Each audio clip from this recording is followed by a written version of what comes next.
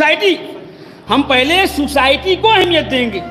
ایک آدمی نے بیعت کی ہے، وہ بھی نہ جانے کس چور دروازے میں اور کس بند کمرے میں بیعت کی گئی کسی کو نہیں معلوم.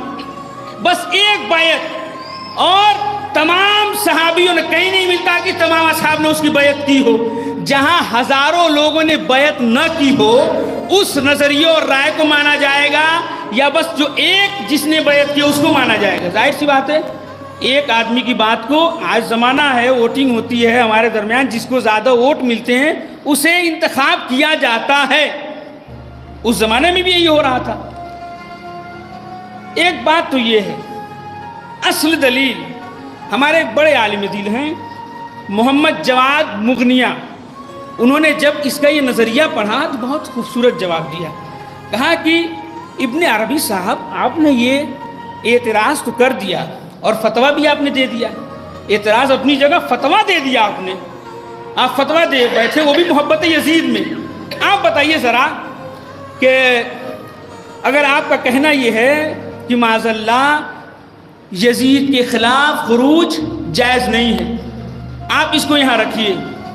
آپ اس بات کو، اور جو علی کے مقابلے میں لوگ آئے تھے جمل و صفین و نہروان میں، ان دونوں باتوں کو کیسے جمع کریں گے؟ اگر وہ جائز نہیں ہے تو علی کے مقابلے میں آنا کیسے جائز ہو سکتا ہے؟ درود پڑھے محمد و آل محمد پر.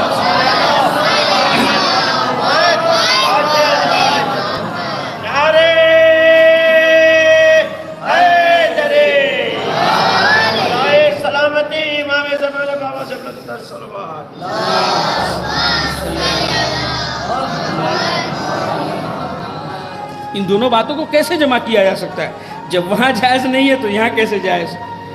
فارسی کے ایک مثل ہے، یک بام دو ہوا.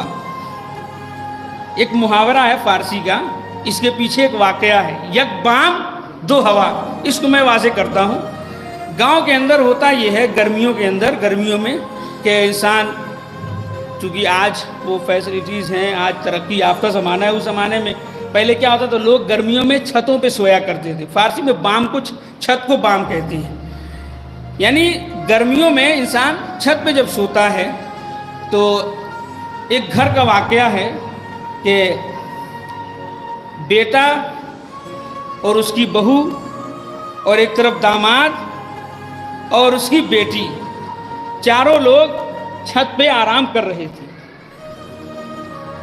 بیٹا چونکہ گھر کا ہے اس کے پاس اپنی چادر ہے، بیٹا بہو ایک ساتھ آرام کر رہے ہیں، چادر ان کے پاس ہے. ماں اور ادھر چونکہ بہو، داماد اور بیٹی وہ بھی وہاں موجود ہے، لیکن ان کے پاس چادر نہیں ہے. جب ماں چھت پہ پہنچی اس نے کیا دیکھا تو بیٹے سے یہ کہہ کے چادر واپس لے لی کہ دیکھ نہیں رہے ہو اتنی زیادہ گرمی ہے، گرمی میں چادر کا کیا کام ہے؟ ان سے چادر لی اور ان سے لے کر کے داماد کو دے دیا. داماد سے کیا کہہ کے دیا کہ آپ داماد صاحب اتنی سردی ہے آپ بغیر چادر کے سو رہے ہیں. ان سے کہا گرمی ہے، اور ان سے کہہ رہی ہیں کہ بہت سردی، آپ کو سردی لگ جائے گی. تو بیٹا بہت چلاک تھا، ہاتھوں کو آسمان میں بلند کیا، کہتا ہے یہ ہے کہ بارے الہا کمال ہے تیرے کرم اور قدرت کا، ایک ہی چھت پہ دو طرح کی ہوا چلاتا ہے. ایک ہی چھت پہ دو طرح کی ہوا چلاتا ہے. میں اس مثال سے اس بات کو واضح کرنا چاہتا ہوں کہ ایک شریعت میں دو طرح کے فیصلے کیسے ہو گئے. ایک شریعت میں آپ دو حکم کیوں لگا سکتے ہیں، کیسے لگا سکتے ہیں؟